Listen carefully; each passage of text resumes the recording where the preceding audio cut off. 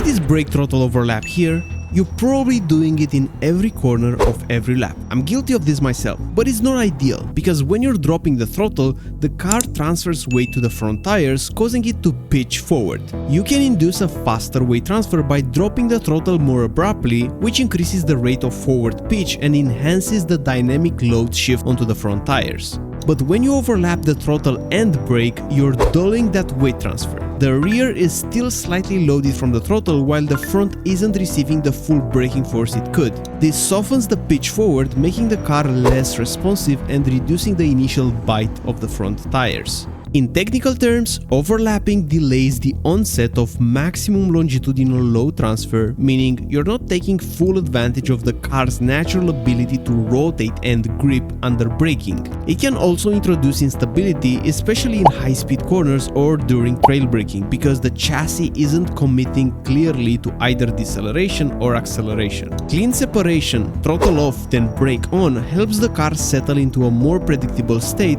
maximizes front tire load when you need it the most, and gives you more precise control over the car's balance into the corner. And it also helps with tire wear, as overlapping brake and throttle will overheat the surface level of the tire, which results in slower average lap times. If all of this makes sense and you're thinking, whoa, that might actually work for me, then do me a favor and help us hit that final push to 20k subs. I appreciate all of you a lot. Now check this out and notice how quickly we're transitioning from high percent to low percent braking. I call this brake dumping and it's a lap time killer unless you're driving ACC, I guess. But anyways, in most of the sims this won't be ideal. Under braking, weight is transferred forward, increasing the normal force on the front tires and enhancing their grip. If the brake is released too quickly, that weight transfer is reversed abruptly. The car pitches back towards a more neutral or even rearward distribution faster than the tires or suspension can adapt. The sudden unloading of the front tires reduces vertical load, decreasing grip when it's mostly needed for turn-in or mid-corner stability. This can lead to understeer or a floaty front end. Suspension systems rely on smooth inputs to maintain mechanical grip. Brake dumping induces a sudden change in damper velocities and spring loads, reducing the suspension's ability to maintain optimal contact with the road. In simple terms, even if you press your brakes hard initially, because the suspension needs time to compress and push the front tires into the tarmac, if you release the brakes too quickly, that weight doesn't stay on the front long enough to fully benefit from that extra grip. Instead, you have to release the brakes slowly and smoothly, making sure you're not dropping too fast. So we talked about braking, but what about the steering input? One of the worst habits you can pick up early on is steering too much into the corners to the point that you're overheating the front tires. In most corners, excluding tight hairpins or extremely sharp bends, using more than 90 degrees of steering lock is often a symptom of insufficient vehicle rotation achieved through braking and weight transfer. Proper cornering relies on initial rotation by loading the front tires during deceleration, especially through trail braking, which shifts the weight forward and allows the front tires to generate the necessary slip angle to turn the car. If a driver exceeds those 90 degrees of steering input, it typically indicates that the car has not rotated enough before corner entry, forcing the driver to compensate with excessive steering.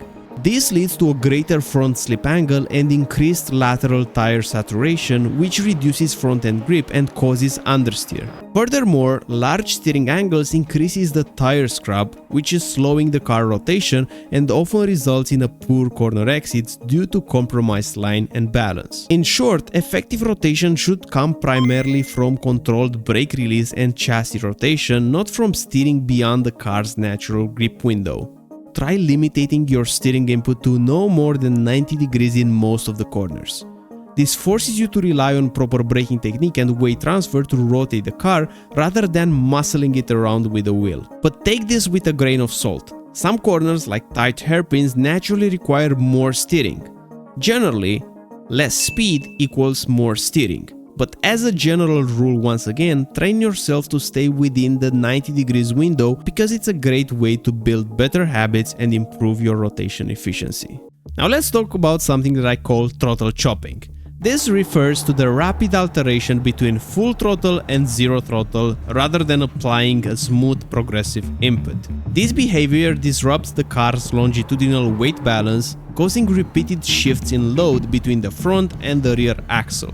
Each time the throttle is lifted suddenly, weight is transferred forward, unloading the rear tires and potentially reducing their grip. Conversely, abruptly reapplying the throttle shifts weight rearward, which can reduce the front end grip mid-corner and lead to understeer or instability. These rapid changes prevent the chassis from settling, making the car more difficult to control and reducing the effectiveness of both traction and cornering grip. As a good habit, you want to think of your throttle input in binary terms. It's either on or off, with a slight modulation in the first 20% to avoid wheel spin. So if you're finding yourself constantly pressing the throttle just to drop it and reapply it, you're building a bad habit. You only want to press the gas once on corner exit with as little modulation as possible. And finally, it's not the worst habit, but definitely something that will make your progress slower, is sticking with fixed or standard safe setups for too long. Those are great when starting out, but as you try to practice more advanced racing technique, those setups will naturally make it harder to feel slip angle as they're built for a safe driving style. From my experience, the moment you start driving more aggressive setups, that's when you really open the door to improvement. And as a personal recommendation, I'm using Go setups. They are amazing, and we also have a 10% discount code with a link in the video description. Plus, as a bonus tip, try to understand the physics behind motor racing to a deeper level. I'm covering all the aspects in my online courses at getgoodracing.com, where I'm making sure you're picking up all the good habits early on so that you can enjoy sim racing a lot more. So I hope this list was helpful. Let me know in the comments what you think, and I'm looking forward to see you in the next one. Bye bye.